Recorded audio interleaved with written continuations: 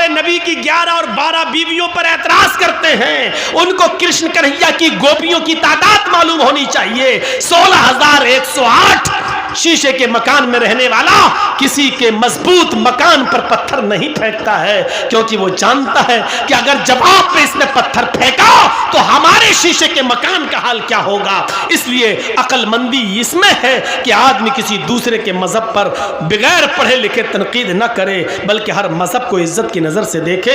کیا جاتا ہے تو بتایا جاتا ہے میرے بھائیوں، ہمارے ہاں ایک مرد اگر 2 یا 3 یا 4 بیوی رکھ لے تو بڑا اعتراض، اسلام نے 4 واہ، ایک عورت کو 4 عورتوں کی اجازت ہے، ایک مرد کو، ایک عورت کو 4 مرد رکھنے کی اجازت کیوں نہیں ہے؟ بڑے اعتراضات اٹھتے ہیں. میرے بھائیوں، ہم چاہیں تو لوٹ کر تمہیں بھی جواب دے سکتے ہیں. 5 پانڈو ایک ہی پتنی رکھتے تھے، دروپتی. 5 پانڈو کی ایک ہی پتنی تھی، دروپتی. 5 بھائیوں نے ایک ہی عورت کو رکھا تھا، دروپتی. آپ اندازہ لگا سکتے ہیں ہمیں وہ لوگ نصیحت کرتے ہیں جو خود شیشے کے مکان میں رہتے ہیں اور ہمارے پتھر کے مکان پر پتھر، مضبوط مکان پر پتھر مار کے گرانا چاہتے ہیں. ان کو یہ نہیں معلوم کہ تمہارا مکان شیشے کا ہے. اگر ادھر سے جواب میں ایک پتھر ہم نے پھینک دیا ہے تو تمہارے مکان کا حال کیا ہوگا؟ میرے بھائیوں، جو خود شیشے کے مکان میں رہتے ہوں ان کو دوسروں کے پتھر کے مکان پر پتھر پھینکنے کا حق نہیں ہے. ان کو ڈرنا چاہیے، اپنے مکان کے کمزور ہونے کا احساس ہونا چاہیے، احساس ان کو ہونا چاہیے. جو ہمارے نبی کی 11 اور 12 بیویوں پر اعتراض کرتے ہیں ان کو کرشن کنہیا کی گوپیوں کی تعداد معلوم ہونی چاہیے. 16,108 شیشے کے مکان میں رہنے والا کسی کے مضبوط مکان پر پتھر نہیں پھینکتا ہے، کیونکہ وہ جانتا ہے کہ اگر جواب پہ اس نے پتھر پھینکا تو ہمارے شیشے کے مکان کا حال کیا ہوگا. اس لیے عقل مندی اس میں ہے کہ آدمی کسی دوسرے کے مذہب پر بغیر پڑھے لکھے تنقید نہ کرے، بلکہ ہر مذہب کو عزت کی نظر سے دیکھے. ہم آپ کے مذہب کی عزت کرتے ہیں لیکن اس بات کی اجازت نہیں دیتے کہ ہمارے مذہب پر تنقید ہو. آپ ہمارے مذہب کی عزت کیجئے اور اس بات کی اجازت مت دیجئے کہ ہم آپ کے مذہب پر تنقید کریں. تنقید کرنے کا کوئی حق نہیں ہے. میرے بھائیوں، جس مذہب میں جو اچھائیاں ہوں وہ لے لینا چاہیے. اچھائی جہاں سے ملے وہ ہماری کھوئی ہوئی امانت ہے، اسے ہمیں لے لینا چاہیے.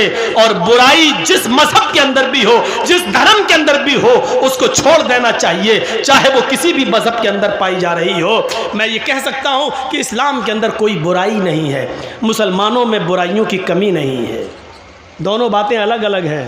پھر سن لیجئے، اسلام میں کوئی برائی نہیں ہے لیکن مسلمانوں میں کسی برائی کی کمی نہیں ہے. ایک سائنٹسٹ نے کہا تھا کہ میں نے جب دھرموں کا مطالعہ کیا تو مجھے سب سے اچھا دھرم اسلام لگا. جب میں نے مذہبوں کا مطالعہ کیا، ہندو دھرم، عیسائی دھرم، جین دھرم، سکھ دھرم، یہودی مذہب، بدھ مذہب، اسلام دھرم، میں نے سارے مذہب کی اسٹڈی کی تو مجھے پڑھنے میں سب سے اچھا مذہب اسلام لگا. لیکن جب میں نے دنیا گھوم کر دیکھا اور ہر مذہب کے ماننے والوں کا جائزہ لیا، میں نے یہودیوں کی بستی میں یہودیوں کو دیکھا، عیسائیوں کی بستی میں عیسائیوں کو دیکھا، جینیوں کی بستی میں جینیوں کو دیکھا، اور ہندوؤں کی بستی میں ہندوؤں کو دیکھا، بدھسٹوں کی بستیوں میں بدھسٹوں کو دیکھا، مسلمانوں کی بستی میں اور محلے میں مسلمانوں کو دیکھا. میں نے ہر بستی میں ہر مذہب کے ماننے والوں کا جائزہ لیا تو مجھے دنیا کی بگڑی ہوئی بدماش بدقماش قوموں میں سب سے زیادہ بدتر اور سب سے زیادہ نالائق قوم مسلمان نظر آئی. حقیقت کڑوی مگر حق بجانب اس نے بات کہی ہے. یہ کیا بات ہے کہ دوسروں کی برائی ہمیں سن کے بڑا مزہ آتا ہے. اگر ہمارے اندر بھی کوئی کمی ہے تو اس کو سننے کی بھی چھمتا ہمارے اندر ہونی چاہیے.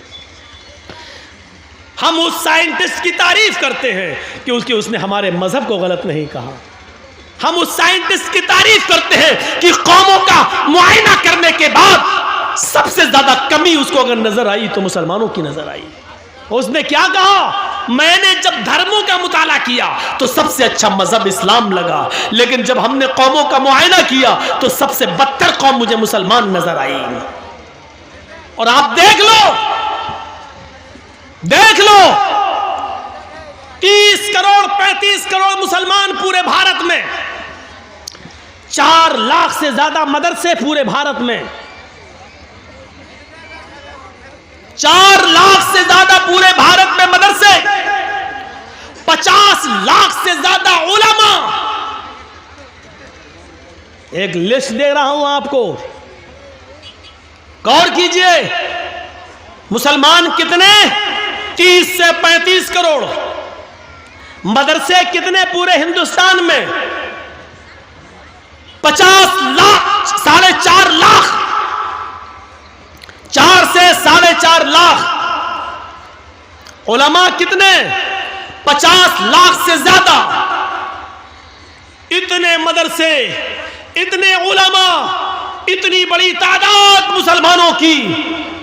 मस्जिदें भी मेरे भाइयों मदरसों से कम नहीं, 5 से 6 लाख मस्जिदें पूरे हिंदुस्तान के अंदर। लेकिन नमाजियों की तादाद पर आप गौर करेंगे तो सिर्फ 2%। मस्जिदों में नमाज पढ़ने वालों की संख्या 2%। 100 में सिर्फ 2 आदमी, 2 मुसलमान। गौर कर रहे हैं? 30 से 35 करोड़ मुसलमान, 4 से 4.5 लाख मदरसे, 5 से 6 लाख मस्जिदें, 50 से 60 लाख उलमा। इतनी बड़ी तादाद के होने के बावजूद मस्जिदों में नमाज पढ़ने वालों का परसेंट 2%, जुमे में 5%, ईद और बकरीद रमजान में 10%, थोड़ा सा बढ़ जाते हैं। ईद और बकरीद में ये तादाद बढ़ के 15 और 20%। ये 80% कहां गए? और 5 वक्त होने वाली नमाज में 98% मुसलमान कहां? ये मुहासिबा कौन करेगा? ये हिसाब कौन करेगा? तुम अपने बच्चों से उनकी पढ़ाई लिखाई का हिसाब नहीं कर पाते हो, नमाज और रोजे का हिसाब क्या करोगे? अल्लाह के रसूल ने हिसाब किताब बताया था, जब तुम्हारा बच्चा 7 साल का हो तो नमाज पढ़ने का हुक्म दो।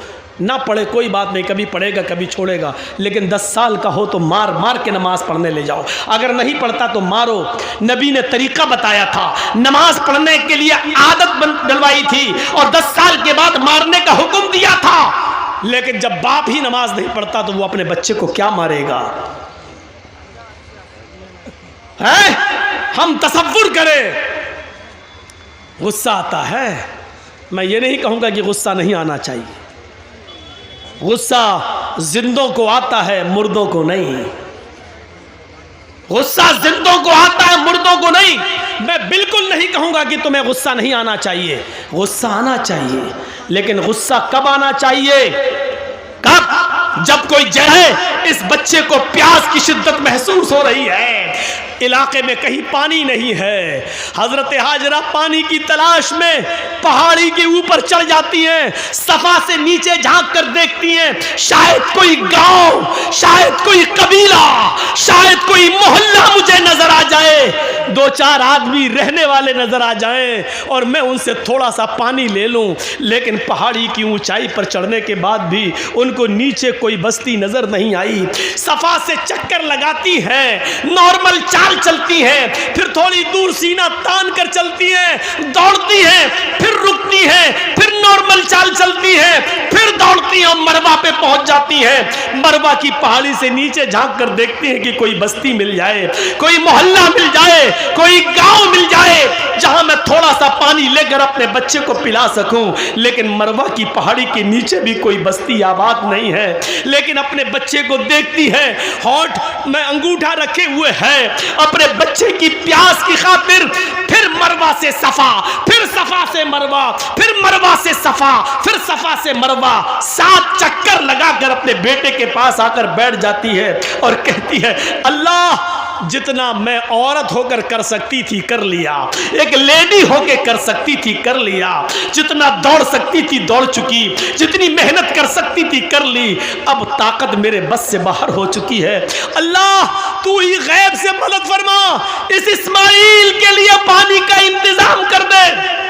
अल्लाह इसको मेरा शौहर मुझे और इस बच्चे को तेरे हवाले करके गया है। अल्लाह ने कहा, जिब्रील क्या देखते हो, मेरी बंदी ने मुझे पुकारा है और मेरा बंदा इब्राहिम मेरे हवाले करके गया है, मेरे भरोसे पर छोड़ कर गया है और मेरे ही راستے میں گیا ہے، جاؤ جہاں اسماعیل پیروں کی ایڑیاں رگڑ رہے تم اپنا پر وہیں پر مارو۔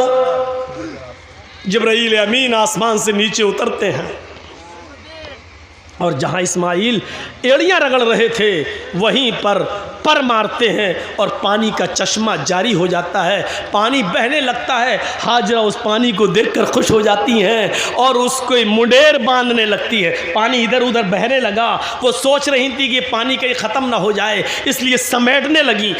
کتنا سمیٹیں گی؟ پانی کا چشمہ نکل رہا ہے، پانی ادھر ادھر ایسے سمیٹ رہی ہیں اور عبرانی زبان میں کہہ رہی ہیں زم زم۔ یہ عربی کا جملہ نہیں ہے، زم زم زم زم زم کا مطلب ہوتا رک رک، ٹھہر ٹھہر، کہاں جا رہا، رک، زم زم، بار بار کہہ رہی زم زم یعنی رک رک، زم زم ٹھہر ٹھہر، یہ بار بار کہہ رہی ہیں لیکن پانی کہاں ٹھہرنے والا ہے، وہ سمیٹتی ہیں، پانی بہہ جاتا ہے۔ حضرت ہاجرہ مٹی سے ایک منڈیر باندھ دیتی ہیں تاکہ پانی ادھر ادھر نہ جائے، اسی میں جمع ہو جائے۔ میرے بھائیوں، اللہ کے نبی نے فرمایا اللہ ہاجرہ پر رحم فرمائے، اگر ہاجرہ نے اس پانی کی باؤنڈیشن نہ کی ہوتی، ہاجرہ نے اس پانی کی منڈیر نہ باندھی ہوتی، ہاجرہ نے اس پانی کو روکا نہ ہوتا تو اللہ اس پانی کو ساری دنیا میں پہنچا دیتا۔ اور جو چیز عام ہو جائے پھر اس کی قدر نہیں ہوتی۔